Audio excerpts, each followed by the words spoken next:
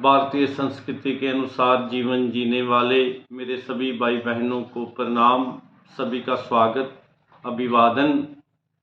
कहा गया है कि धर्म अर्थ काम मोक्षाणाम आरोग्यम मूलमुत्तमम, कि जीवन के 4 पुरुषार्थ हैं। धर्म, अर्थ, काम माने संतान और मोक्ष माने मुक्ति। लेकिन साथ में ये कहा गया है कि इन चारों की प्राप्ति के लिए आरोग्यता अनिवार्य है, और उस आरोग्यता को प्राप्त करने के लिए ऋषि प्रदत्त आयुर्वेद हमारी भारतीय जीवन पद्धति में है। उसकी बड़ी महिमा है। समाचार पत्रों में पढ़ रहा था कि ब्रिटेन की रानी क्वीन भारतीय आयुर्वेद की शरण में कई वर्षों से लाभ लेने के लिए, रिजुविनेशन के लिए, कायाकल्प के लिए भारत आ रही है।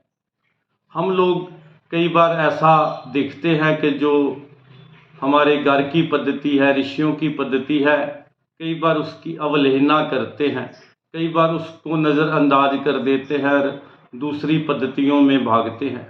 दूसरी पद्धतियां भी मनुष्य के कल्याण के लिए, स्वास्थ्य के लिए ही बनी हैं, लेकिन जो आयुर्वेद है उसका अर्थ ही ये है कि आयुर्वर्धते इति आयुर्वेद, कि जो आयु को बढ़ाने वाली है और जो स्वस्थ व्यक्ति है उसके स्वास्थ्य की रक्षा के लिए ही आयुर्वेद को बनाया गया है, ना कि केवल रोगों के उपचार के लिए।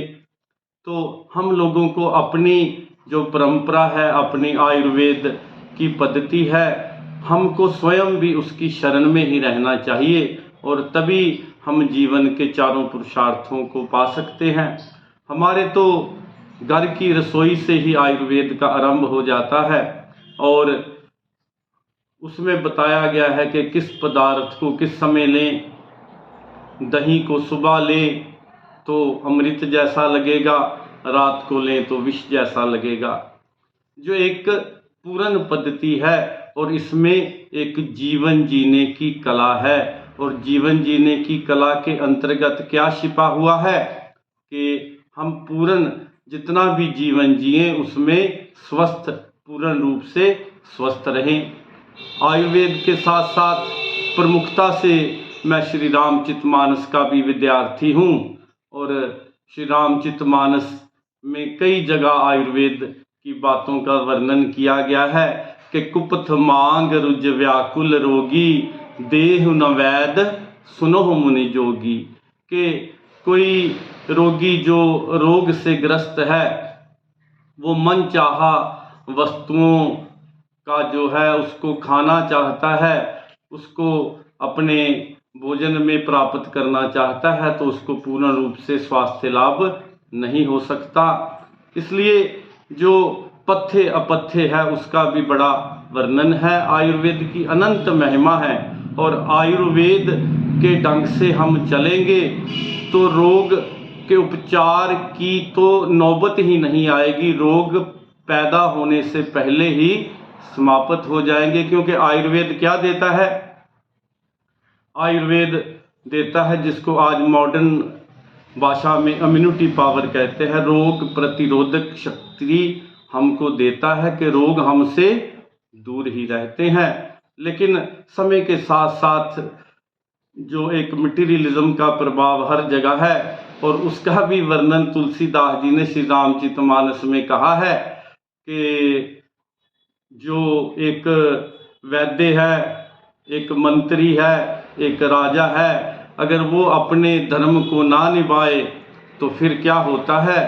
सचिव वैद्य गुरु तीन, जो प्रिय बोले बयास, राज धर्म तन तीन का हो ही बेगहि नाश, कि इन तीनों का फिर नाश हो जाता है, राज का, धर्म का और शरीर का।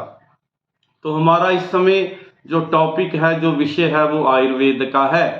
तो आयुर्वेद में अभी भी सब जगह अच्छे अच्छे वैद्य उपलब्ध हैं जो नाड़ी ज्ञान देते हैं, जो और कई तरह की जो पद्धतियां हैं उसके अनुसार उपचार करते हैं, और जो रोगी भी हैं उनको भी पूर्ण स्वास्थ्य प्रदान करते हैं। तो मेरा इतना ही निवेदन है आज के इस संबोधन में कि हम आयुर्वेद की शरण में आए, आयुर्वेद के अनुसार जो है सोएं, आयुर्वेद के साथ उठें कि जो जो बातें कही गई हैं, जहाँ तक कि गीता जी में भी कहा गया है कि युक्त आहार विहार से युक्त चेतस्य कर्मसु युक्त सपना बोधस्य योगो भवति दुख, कि क्या खाना कब खाना।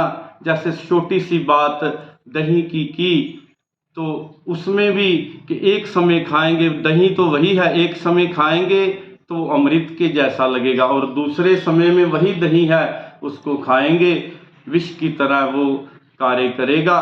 तो इस गीता जी के श्लोक में भी सब बातों का क्या क्या वर्णन करे, एक ही बात को पकड़कर हमको समझ लेना चाहिए कि सब बातों में संतुलन चाहिए, कब किसका उपयोग है कब किसका उपयोग नहीं है, इन बातों को समझे और इसको जाने, इसकी शरण में आए। और जब विदेशी लोग आयुर्वेद की शरण में आकर के इतना लाभ ले रहे हैं, उनको इतना विश्वास है ऋषि पद्धति में, आयुर्वेद में, तो फिर जो हम लोगों का अपना ये एक तरह का उपहार है हमारे लिए, एक तरह का गिफ्ट है, तो इस उपहार का हम लाभ लें और सुखी हो, निरोगी हो और सबका कल्याण हो। इसी आज की बात के साथ अपने संबोधन को विराम देते हुए सभी को पुनः प्रणाम और सभी का धन्यवाद।